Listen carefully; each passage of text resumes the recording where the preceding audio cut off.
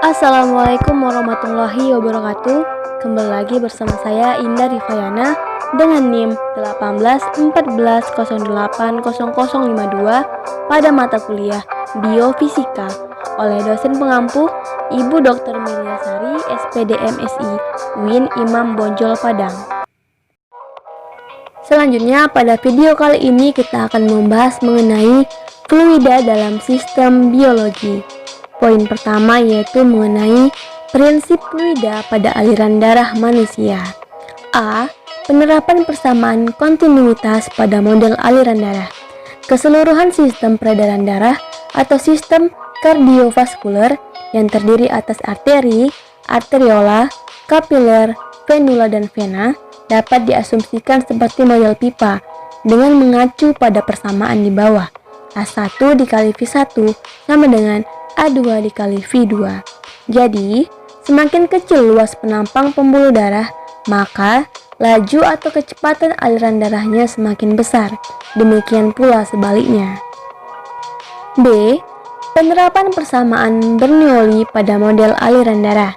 Pada persamaan Bernoulli, jika nilai tekanan antara ujung 1 dan 2 dianggap sama, maka Rho dikali G dikali H1 ditambah setengah Rho V1 pangkat 2 sama dengan Rho kali G kali H2 tambah setengah Rho V2 pangkat 2. Persamaan di atas dapat kita gunakan untuk menghitung laju aliran darah pada suatu organ tubuh yang terletak pada ketinggian tertentu terhadap kelajuran aliran darah di aorta jantung.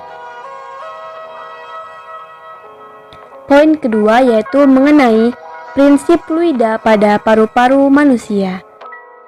Fluida dinamik dalam respirasi.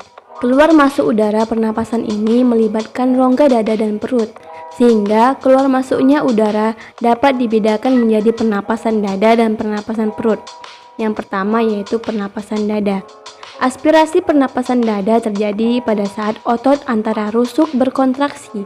Tulang-tulang rusuk akan naik dan rongga dada membesar. Akibatnya, tekanan udara di rongga dada lebih kecil daripada tekanan udara di luar masuk ke paru-paru. Yang kedua yaitu pernapasan perut. Inspirasi pernapasan perut menjadi pada saat otot diafragma berkontraksi. Posisi diafragma menjadi mendatar, akibatnya rongga dada menjadi besar dan tekanan udara lebih kecil, sehingga udara masuk ke paru-paru. Ekspirasi pernapasan perut terjadi pada saat otot rongga diafragma berelaksasi. Rongga dada mengecil dan tekanan udara menjadi lebih besar, sehingga udara keluar dari paru-paru. Poin ketiga yaitu penerapan prinsip fluida pada alat-alat kesehatan. Yang pertama yaitu tensimeter. Prinsip kerja alat pengukuran tekanan darah sama dengan YouTube manometer.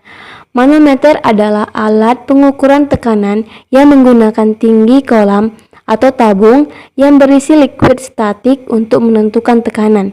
Manset dipasang mengikat mengelilingi lengan dan kemudian ditekan dengan tekanan di atas tekanan arteri, lengan, atau brachial, dan kemudian secara perlahan tekanannya diturunkan. Yang kedua yaitu ada manometer.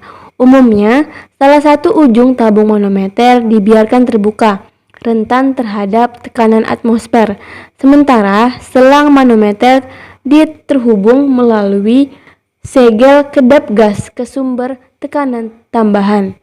Sementara biasanya terkait dengan tekanan gas, pengukur manometer juga dapat digunakan untuk mengukur tekanan yang diberikan oleh cairan.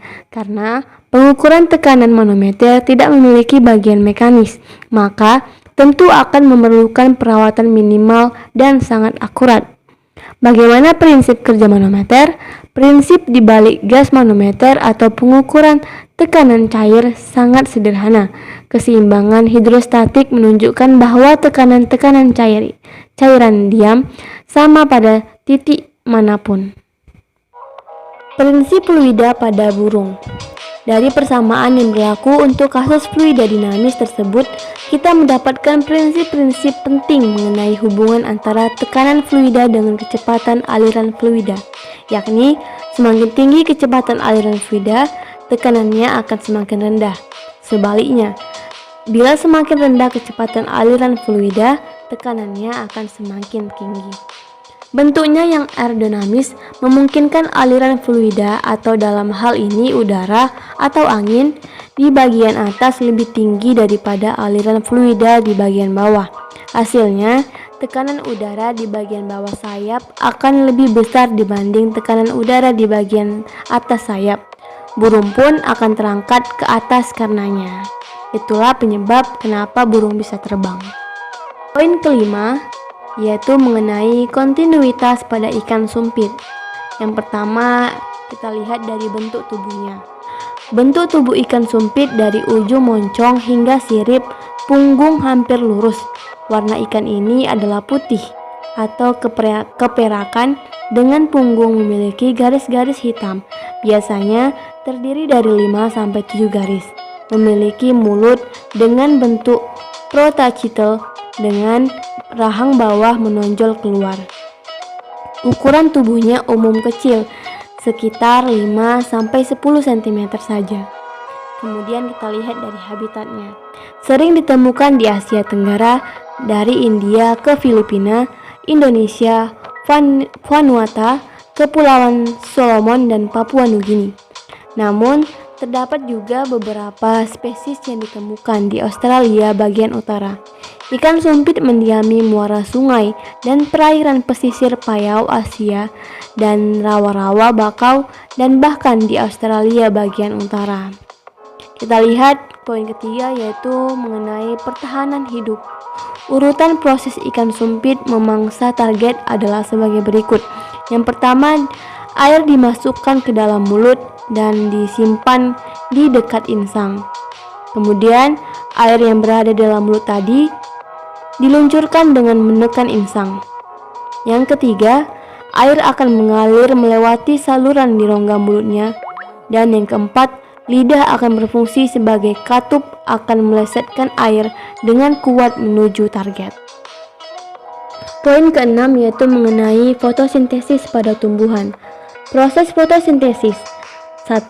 Karbon dioksida yang ada di udara masuk ke daun tumbuhan melalui stomata. Yang kedua, air masuk ke daun melalui akar tumbuhan. Air yang masuk melalui akar tumbuhan tadi disalurkan ke daun melalui batang. Yang ketiga, saat sinar matahari jatuh ke permukaan daun, klorofil menangkap energi dari cahaya tersebut. Klorofil adalah pigmen hijau yang terdapat di daun tumbuhan.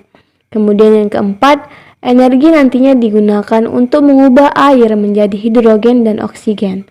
Hidrogen kemudian digabungkan dengan karbon dioksida untuk menghasilkan makanan bagi tumbuhan tersebut. Sedangkan oksigen dikeluarkan oleh tumbuhan melalui stomata. Rumus proses fotosintesis sama dengan NCO2 plus NH2O plus cahaya matahari menghasilkan C6H12O6 plus NO2, atau CO2 sama dengan karbon dioksida, H2O sama dengan air, C6H12O6 sama dengan glukosa, O2 sama dengan oksigen. Poin ketujuh yaitu mengenai konsep-konsep fisika pada proses naiknya air dari akar sampai ke daun. Proses pengangkutan air dari akar ke daun melalui proses osmosis dan dipengaruhi oleh beberapa faktor. Yang pertama, daya tekan akar. Yang kedua, daya kapilaritas. Yang ketiga, daya hisap daun. Proses pengangkutan ini dibedakan menjadi dua, yaitu yang pertama, pengangkutan ekstravasikuler. Pengangkutan di luar berkas pembuluh angkut mula-mula air dan garam mineral yang larut dalam tanah diserap oleh bulu-bulu akar. Yang kedua, pengangkutan intravasikuler. Pengangkutan yang berlangsung dalam berkas pembuluh angkut. Air akan bergerak menuju daun melalui pembuluh silam akibat adanya daya kapilaritas pada pembuluh silam.